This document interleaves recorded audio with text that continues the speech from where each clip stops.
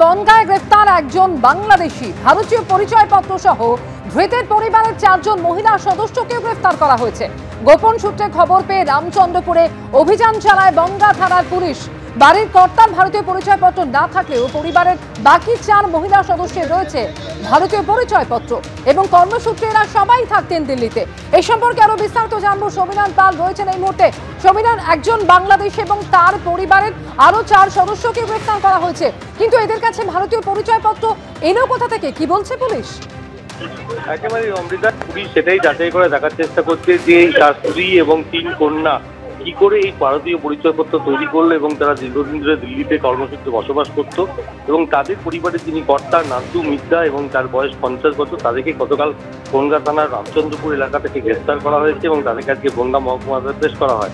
কিন্তু এই নান্দু মিদ্যা তার বাংলাদেশি হলেও তার কোনো ভারতীয় পরিচয়পত্র নেই এবং বাকি পরিবারের 3 সদস্যদের কি করে ভারতীয় পরিচয়পত্র রইল সেই সমস্ত বিষয় খতিয়ে দেখছে বনগাঁ থানার পুলিশ। অমৃতা, ধন্যবাদ সমীরণ।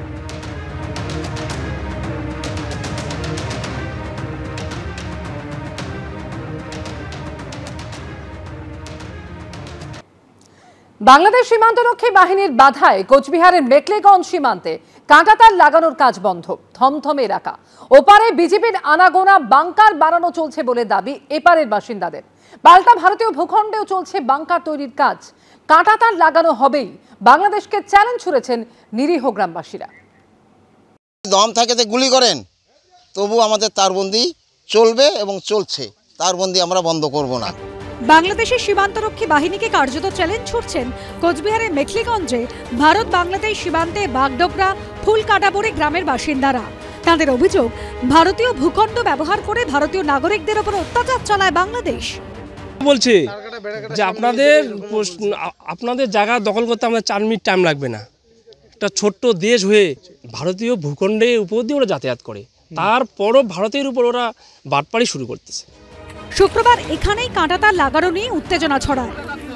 প্রথমেই ওরা সবাই ডান্ডা নিয়ে আসে, কেউ ছোড়া নিয়ে আসে, কেউ অন্য নানা রকম হাতিয়ার নিয়ে আসে মারার জন্য।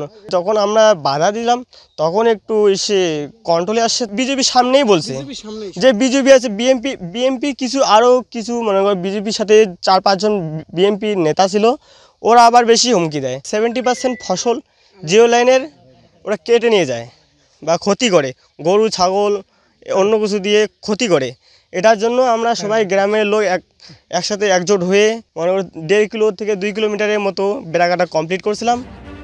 শনিবার কাঁটাতার লাগানোর কাজ বন্ধ ছিল, তার মধ্যেই দেখা যায় সীমান্তের ওপারে লালমনিরহাট জেলায় বাংকার তৈরি করছে বর্ডার গার্ড বাংলাদেশ। কিছুটা দূরে এই যে বাংলাদেশি যে ভূখণ্ড, সেখানে খালি চোখেও দেখা যাচ্ছে যে নীল ত্রিপল দিয়ে তারা সেখানে একটা বাংকার তৈরি করেছেন এবং স্থানীয় বাসিন্দাদের দাবি যে সকাল থেকেই প্রচুর পরিমাণে সেখানে বর্ডার গার্ড বাংলাদেশের যারা কর্মী তাদেরকে নিয়োগ করা হয়েছে। পাশাপাশি সেই বিভিন্ন ব্যাগে করে কিন্তু অনেক কিছুই নিয়ে আসা হচ্ছে এই বাংকারগুলোতে রাখার জন্য এবং স্বাভাবিকভাবেই এখানকার স্থানীয় মানুষ তারা কিন্তু আতঙ্কিত। তারাও চাইছে যে সীমান্তে নিরাপত্তা বাড়ুক। অতিরিক্ত বিজেপি মোতায়েন করতেছে, এমনকি জিরো ল্যান্ড থেকে 10 ফিট দূরে ওদের ট্রেন করছে। একটা ট্রেন করার পরে দেখছি কি যে ব্যাগের মধ্যে করে নিয়ে আসতেছে, আমরা সঠিক দূর থেকে আর কি চিহ্নিত করতে পারতেছি। এবারে বাংকার তৈরি করছে বিএসএফও, হাত লাগিয়েছেন গ্রামবাসীরাই। এই গ্রামের একাধিক জায়গায় কিন্তু বাংকার তৈরি করছে বিএসএফ, যাতে কারণ নজরদারি এড়াতে না পারে চোরাচালানকারীরা এবং বাংলাদেশিরা। সেই কারণেই কিন্তু এখানে এইভাবেই গর্ত খুঁড়ে গ্রামবাসীদের হস্তক্ষেপে এখানে কিন্তু আমরা দেখতে পাচ্ছি এই মুহূর্তে এখানে বাংকার বানানোর কাজ চলছে এই দেশ রক্ষার্থে, দেশের জন্য। তা আমাদেরও প্রশাসন বলতেছে ভাই আপনারাও সেফটির জন্য আমাদের কাজটা করে দেন, তাই আমরা কাজ করতেছি। স্থানীয় বাসিন্দাদের দাবি, এর আগে সীমান্ত এলাকায় সোলার লাইট লাগাতেও বাধা দেয় বর্ডার গার্ড বাংলাদেশ। গত 2 সপ্তাহ আগে এই সোলার লাইট লাগানোর কাজ শুরু করে বিএসএফ, কিন্তু গ্রামবাসীদের যেটা অভিযোগ, যখন এই সোলার লাইট লাগানো শুরু হয় ঠিক সেই সময় বিজেপি এবং বাংলাদেশের যারা নাগরিক রয়েছে তারা এসে এখানে হুমকি দিয়েছিল কোনোভাবেই এই এলাকায় আলো জ্বালানো যাবে না। আগে তোরা কি করছিস এখন আর করা হবে না, এখন আগের বাংলাদেশ নাই, বাংলাদেশ এখন বদলে গেছে। অস্থায়ী সরকার আসার পরে বাংলাদেশ আমাদের বলে কি এটা ধগ্রামটা নাকি বলে বাংলাদেশ নয়, এটা পশ্চিম পাকিস্তান। আমরা যখন সোলার লাইট উঠাইতে আসছি বাংলাদেশের ফৌজ বিডিআর ডিএবি ওরা আমাদের উঠাইতে দিবে না, এখানে লাইট লাগানো যাবে না।